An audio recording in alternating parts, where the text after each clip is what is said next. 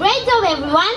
Now may we request our Honorable Principal, Fadal Karim Sir, to deliver the welcome address and share some inspiring words with us. আসসালামু আলাইকুম রহমতুল্লাহ। কেমন আছেন সবাই?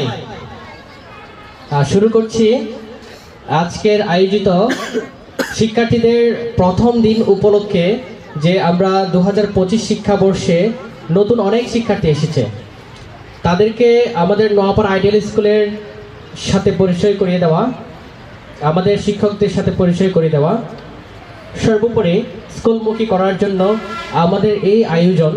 আজকের orientation প্রোগ্রামে যারা উপস্থিত হয়েছেন, আজকে আমাদের অনুষ্ঠানের সম্মানিত সভাপতি জনাব মোহাম্মদ মুসলিম উদ্দিন, পরিচালক সুব্রত দত্ত, পরিচালক জালাল হুসাইন, পরিচালক মোহাম্মদ সোহেল, পরিচালক মোহাম্মদ নাজামুদ্দিন। আরও উপস্থিত আছেন আজকের অনুষ্ঠানের বিচারকের দায়িত্ব মোহাম্মদ আবু সাইদ, সম্মানিত শিক্ষিকাবৃন্দ, অভিভাবকবৃন্দ এবং আমার প্রাণপ্রিয় শিক্ষার্থীবৃন্দ, সবাইকে আজকের অনুষ্ঠানে স্বাগতম। আচ্ছা, আমি আজকে বক্তব্য দিব না, প্রাণপ্রিয় শিক্ষার্থীদের সাথে গল্প করব। তোমাদেরকে একটা গল্প বলতে চাই, সবাই কি গল্প শুনবে? আমি আসলে নিজে একজন শিক্ষক, শিক্ষকদের নিয়ে গল্প শুনতেও ভালো লাগে, বলতেও ভালো লাগে। আমি একটা গল্প শুনেছি, সেই গল্পটা আজকে তোমাদেরকে শেয়ার করি। একটা ক্লাসরুমে শিক্ষার্থীদেরকে বলা হলো, তোমরা কিসের জন্য কৃতজ্ঞ বোধ করো, তোমরা কেন স্যাটিসফাইড, কোন জিনিস বা কোন বস্তু বা কোন ব্যক্তির উপর সবচেয়ে বেশি তোমরা স্যাটিসফাইড বা কৃতজ্ঞ, সেই জিনিসটার তোমরা ছবি আঁকো।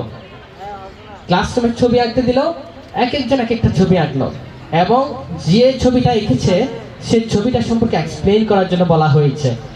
একজন ছবি এঁকেছে চকলেটের ছবি। চকলেটের ছবি এঁকে সে বলল, চকলেটের জন্য আমি অনেক কৃতজ্ঞ, আমার ফেভারিট চকলেট। একজন এঁকেছে গাছ আমাদের বন্ধু, অক্সিজেন দেয়, আমরা গাছের জন্য বেঁচে থাকি। একজন এঁকেছেন ঘর এঁকেছে, আমরা এখানে থাকি, বসবাস করি। একজন, আজকে অনেক শীত পড়ছে না, একজন এঁকেছে কম্বল এঁকেছে, কেন? শীতের জন্য অনেক উপকারী। এরপরে একজন এঁকেছে, খুবই ইন্টারেস্টিং বিষয়, একজন এঁকেছে একটি হাত এঁকেছে, জাস্ট একটা হাত। কেন এঁকেছে কে বলতে পারবে? কেউ কি বলতে পারবে? একটা হাত এঁকেছে, কেউ বলতে পারবে? সাহস কার আছে বলার জন্য?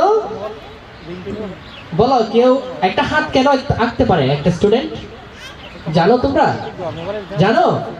দেখ বলো, একজন বলো, কেন একটা হাত এঁকেছে বলো তো, বলতে পারো? সো একজন করে প্রত্যেককে জিজ্ঞেস করা হলো। কেউ বলে যে এটা ভূতের হাত, আবার কেউ বলে এই হাতটা দিয়ে আমরা ভাত খাই, আবার কেউ বলে এই হাত দিয়ে ক্রিকেট খেলি। অনেকভাবে বলছে না? কিন্তু যখন যে এঁকেছে তাকে বলা হয়েছে, তুমি হাতটা কেন এঁকেছো, একটু আমাদেরকে এক্সপ্লেইন করো। ওই স্টুডেন্ট বলল, এই হাতটা আমি এঁকেছি আমার টিচারের হাত। আপনার হাত এটা? শিক্ষক বলে, এটা আপনার হাত। কেন আমার হাত কেন এঁকেছ? টিচারটা স্ট্রেঞ্জ হয়ে গেল যে কেন আমার হাত এঁকেছো। তখন বলা হলো, মিস, আমি যখন প্রথম দিন আসলাম, আপনি আমার পিঠে ঠিক এইভাবে করে বলেছেন তুমিই পারবে, সেই হাতটা এঁকেছি। আমি যখন আসলাম, আমার হাত ধরে আপনি আমার ক্লাসরুমে নিয়ে গেছেন, সে হাতটা এঁকেছি। তাহলে এই যে শিক্ষকের হাত তোমাদের পিঠে যে থাকে, এই যে যখন তোমরা কি করো, যে প্রণাম করো, মাথার উপর থাকে, এই হাতটা তোমাদের চিরজীবন থাকতে হবে। তোমরা কি রাখতে চাও তোমাদের মাথার উপর শিক্ষকের হাত রাখতে চাও কিনা বলো? সবাই চাই। তাহলে আমাদেরকে শিক্ষকদের সম্মান করতে হবে। তোমাদের এখানে অনেক শিক্ষক আছে, আমি এক এক করে নাম বলছি। তোমাদের সেই শিক্ষকদের আমাদের আছে শাহলা সুবহান, দুর্বা দাস, টুম্পা শীল, মৈত্রী বড়ুয়া, মনির হুসাইন, তৈয়ব রেজা, ইমরান হোসেন, নিজামুদ্দিন হুজুর, এমদাদুল হক মিলন স্যার, মোহাম্মদ সাইদ, কাফিয়া চৌধুরী, জৈতুন আহমেদ মুক্তা, সুমিশীল, প্রমা দাস, রিয়া আক্তার। তোমাদের প্রত্যেক শিক্ষকের হাত যেন তোমাদের মাথার উপর থাকে, যে পিঠের এরকম থাকে। তুমি পারবে, তোমাকে পারতেই হবে। এইভাবে করে প্রত্যেকটা শিক্ষক তোমাদের পাশে থাকবে, যে তোমরা নিচে নামার সময় যে তোমার হাত ধরে তোমাকে রাস্তা পার করিয়ে দিবে, তোমার হাত ধরে তোমাকে টিফিনটা খাইয়ে দিবে। অনেক শিক্ষক করে না এরকম, তোমাকে হাত ধরে ওয়াশরুমে নিয়ে যাবে, তোমাদের হাত ধরে যে তোমাদের প্রত্যেকটা কাজে তোমাদের শিক্ষক যে তোমাদের সবচেয়ে ইম্পর্টেন্ট বিষয় হচ্ছে যে তুমি যখন ক্লাসে থাকবে তোমার যে হাতটা ধরে তোমাকে লেখাটা শিখাবে, সেই শিক্ষকের জন্য একটা তালি হবে না? তালি দাও। তোমরা কি কোনোদিন সেই শিক্ষকের কৃতিত্ব কি ভুলে যাবে? মনে রাখতে হবে না, সারা জীবন যতদিন বাঁচবা ততদিন সেই শিক্ষকদের কথা তোমাদের মনে রাখতে হবে। এবার আমি আরেকটা গল্প বলবো, সেটা হচ্ছে, শুনতে চাও? গল্প শুনতে ভালো লাগে? রাউজানের প্রথম ডিজিটাল স্কুল কেন, নোয়াপাড়া আইডিয়াল স্কুল কেন রাউজানের প্রথম ডিজিটাল স্কুল, এটার পিছনের গল্প কি একটু জানতে চাই না?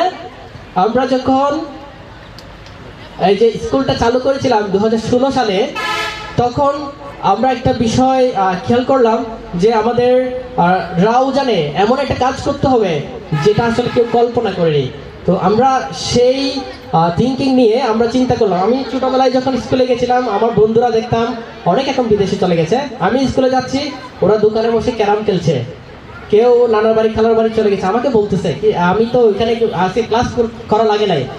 তো মিশেছি স্বাভাবিক ওদের সাথে, কিন্তু আমি কখনো ওভাবে করি নাই, ওদের সাথে এই কাজগুলো করি নাই। তখন আমি ফিল করছি এই যে আমার বন্ধুরা আজকে যে পড়াশোনা করেনি, ফাঁকিবাজি করেছে, এইটা থেকে আমি আমার স্টুডেন্টদেরকে কিভাবে ফিরিয়ে নিয়ে আসতে পারি। সেজন্য আমি প্রথমে যে কাজটা করেছিলাম, স্টুডেন্টরা স্কুলে আসবে, ফিঙ্গারপ্রিন্ট দিবে, বাসায় SMS চলে যাবে, যদি অনুপস্থিত থাকে, ক্লাসে অনুপস্থিত থাকে, বাসার গার্ডিয়ান জানতে পারবে। এইটা প্রথম পদক্ষেপ ছিল।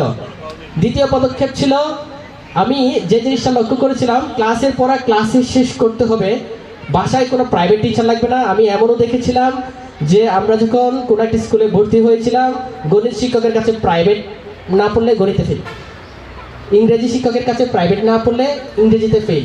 এই থিঙ্কিং থেকে, এই চিন্তা ভাবনা থেকে ব্যাক আসার জন্য আমাদের পরিকল্পনা ছিল যে প্রত্যেকটা শিক্ষার্থীকে প্রাইভেট পড়তে হবে না, বাসায় আমরা ক্লাসের পড়াটা ক্লাসে শেষ করে দিব।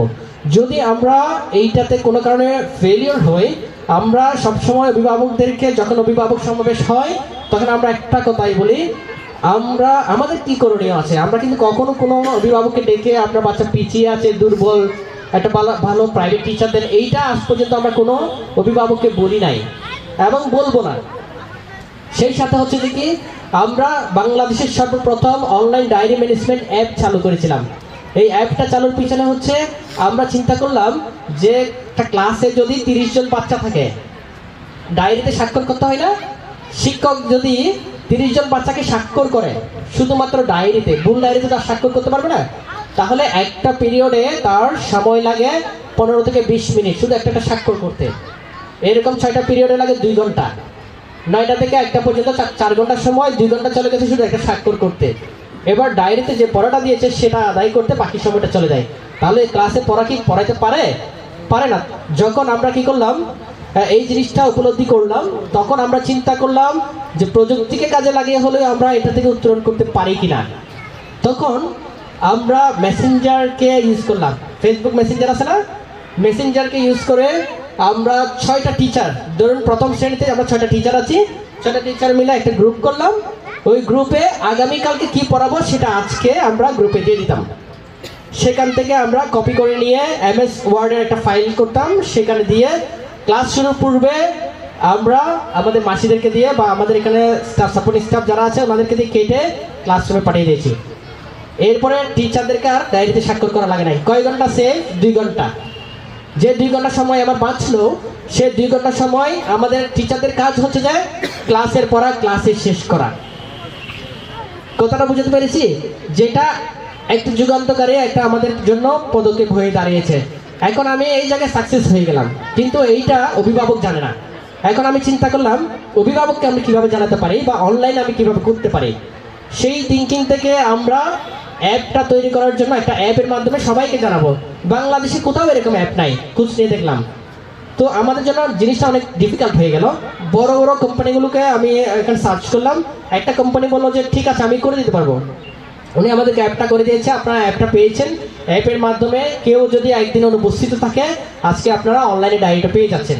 যদি কেউ ডাউনলোড করে না থেকে থাকেন, আগামী 2-3 দিনের মধ্যে প্লে স্টোরে পাবেন। নোয়াপাড়া আইডিয়াল স্কুল সার্চ করবেন, প্লে স্টোর থেকে ডাউনলোড করে নেবেন।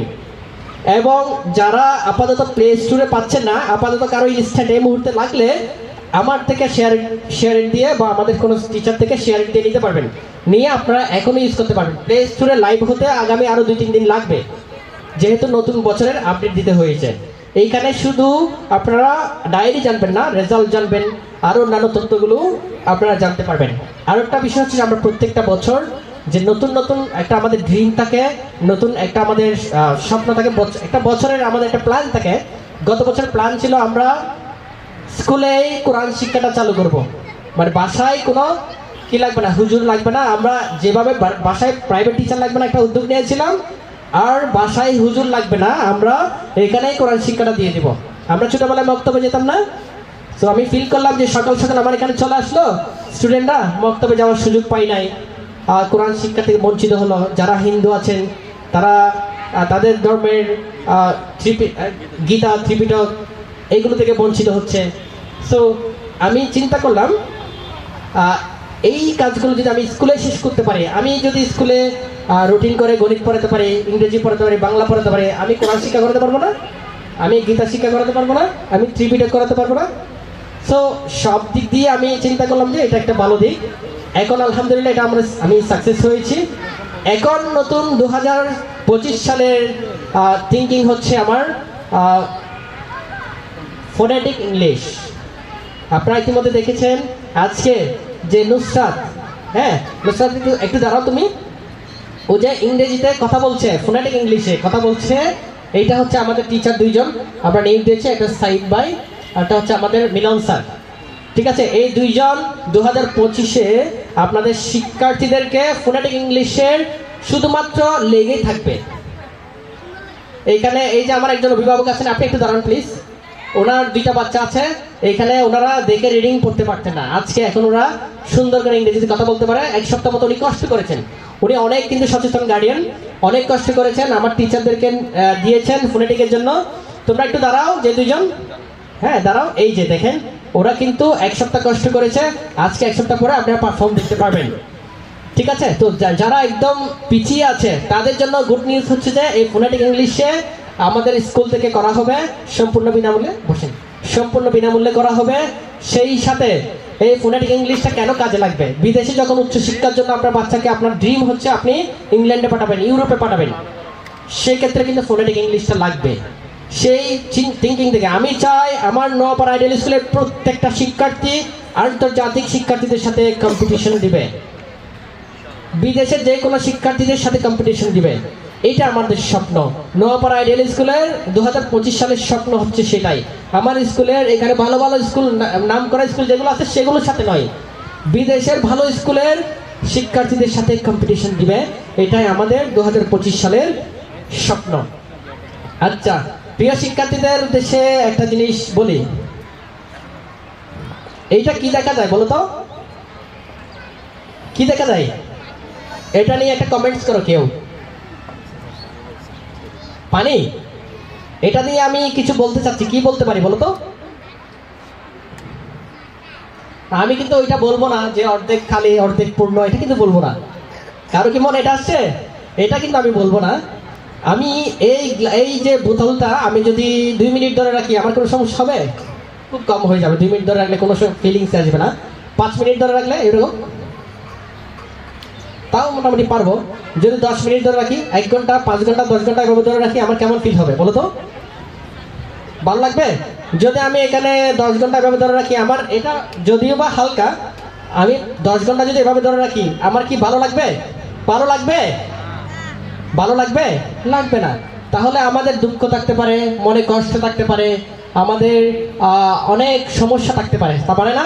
আমরা এগুলো আমাদের মনে ধরে রাখবো না, আমরা এগুলো জেরে ফেলবো। এই যে পানির বোতলের মতো আমি এগুলো রাখবো না। 2025 সালের সকল দুঃখ, কষ্ট, হিংসা, বিভেদ, অহংকার, লোভ এগুলো ভুলে যেয়ে নতুন করে আমরা রিস্টার্ট দিব। সবাইকে রিস্টার্ট হতে চাও? প্রিয় শিক্ষার্থীরা, সবাইকে হতে চাও? এই যে পিছনে শিক্ষার্থীরা, তোমরা আমার কথা বুঝতে পেরেছ? আমরা কি সবাই নতুন নতুন করে স্বপ্ন দেখতে চাই? তাহলে আমার সাথে শপথ করতে হবে। শুধু শিক্ষার্থীরা দাঁড়াবে, সবাই শিক্ষার্থীরা দাঁড়াও। আমরা প্রতিজ্ঞা করব যে 2025-এ আমরা কি কি করব সেটা নিয়ে শপথ করব। সবাই একসাথে বলবে, আমি শপথ করছি যে প্রতিদিন সময় মতো স্কুলে আসব, বড়দের প্রতি শ্রদ্ধাশীল হব, বাবা মাকে সম্মান করব, বলতে হবে, শিক্ষকদের দেওয়া সকল নির্দেশ পালন করব, স্কুল প্রাঙ্গণে আঞ্চলিক ভাষা ব্যবহার করব না। বড় করে বলতে হবে, স্কুল প্রাঙ্গণে আঞ্চলিক ভাষা ব্যবহার করব না। আমার বন্ধুদের মানবিক ও ভালো কাজ করতে উৎসাহিত করব। আমি নিজেও ভালো কাজ করব। পরিষ্কার পরিচ্ছন্ন ইউনিফর্ম পরিধান করব। ব্যক্তিত্ব বজায় রাখব। বড় করে বলতে হবে, আমি আমার শ্রেণীকক্ষ এবং প্রাঙ্গণ পরিষ্কার পরিচ্ছন্ন রাখব। ধর্ম, বর্ণ এবং লিঙ্গ বৈষম্য করব না। পিটি শেষ করে গলি দিয়ে যাওয়ার সময়, সিঁড়ি দিয়ে ওঠা নামার সময় সোজা লাইনে হাঁটব। গলিতে ছোটাছুটি করব না। রাস্তা পারাপারের সময় সাবধানতা অবলম্বন করব। গলিতে বা সিঁড়িতে চলাফেরা করার সময় এক পাশে দাঁড়িয়ে শিক্ষকদেরকে আগে যাওয়ার সুযোগ করে দিব। আমি রুটিন অনুসারে সকল বই খাতা নিয়ে স্কুলে আসব। আমি জাতীয় সম্পদ ব্যবহারে সাশ্রয়ী হব। বিনয়ের সাথে সবার সঙ্গে কথা বলবো। আমি স্কুল ক্যাম্পাসের ভিতরে এবং বাইরে সম্পূর্ণ নিয়মানুবর্তিতা মেনে চলব। আমি প্রতিশ্রুতি দিচ্ছি যে মানুষের মতো মানুষ হয়ে আমার বাবা মা, শিক্ষকের মুখ উজ্জ্বল করব। তাদের প্রতি আজীবন কৃতজ্ঞ থাকব। ধন্যবাদ সবাইকে। আমি আর কিছু বলছি না, এই বলে আমার বক্তব্য শেষ করছি। আসসালামু আলাইকুম রহমতুল্লাহ।